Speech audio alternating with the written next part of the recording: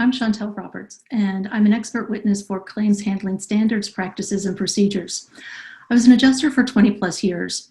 The Art of Adjusting is a vlog to help professionals and lay people alike understand a bit more about the insurance claims industry.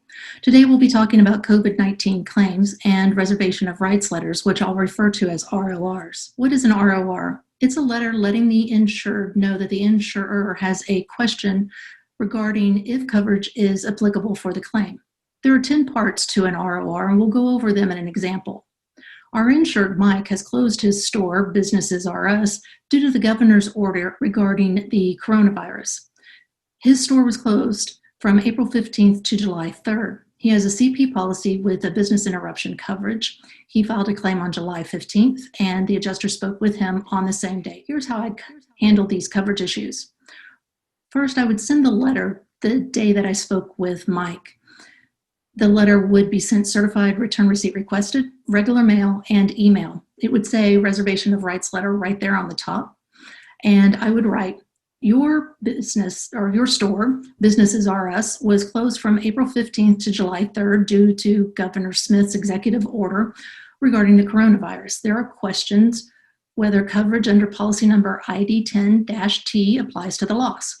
So right there, the letter must be timely. I sent it as soon as I knew that there was a coverage question, and it clearly identifies the letter as being a Reservation of Rights letter, which is why I like to put it right there on the top. In this next paragraph, we're going to hit about 5 issues. So I would write, the nature of the coverage question is as follows. Your policy, ID 10-T, has a business income and extra expense coverage form, CP 0030-1012, which states that you must suffer from a direct physical loss or damage from a specific cause of loss. You stated in our conversation of July 15th, you did not know if you had the virus at your location, but none of your employees were sick. There may not be coverage for your loss because there does not appear to be any damage at your property. I draw your attention to the following policy language listed on page 4 of 10 of the CP 1030-1012, which states, and then you would insert the policy language right there. So we've hit 5 points in this little bitty paragraph. First, you have to identify the policy, use the policy number, then the specific form that you're quoting from. You refer to specific facts and the relevant facts as they relate to the claim. You identify which claim or the part of the claim which may not be covered. This also includes the basis for the insurer's coverage position. You state how those facts apply to the policy, and then you quote the relevant policy language and identify any definitions, conditions, exclusions, which may bar coverage.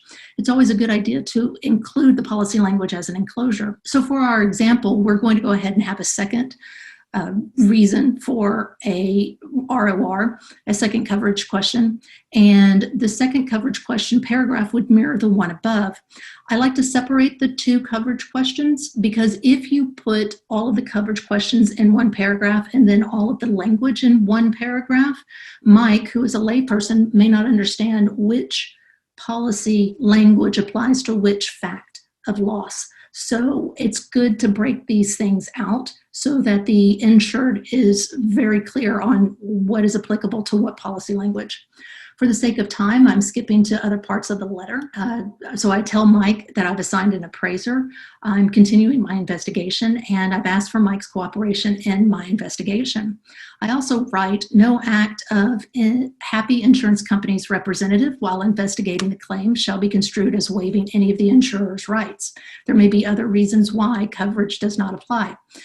And so in this section, I hit the last 3 points of the Reservation of Rights letters. I've included a general reservation of rights. I've asked for continuing cooperation, and I've stated as the adjuster, I'm going to continue my investigation.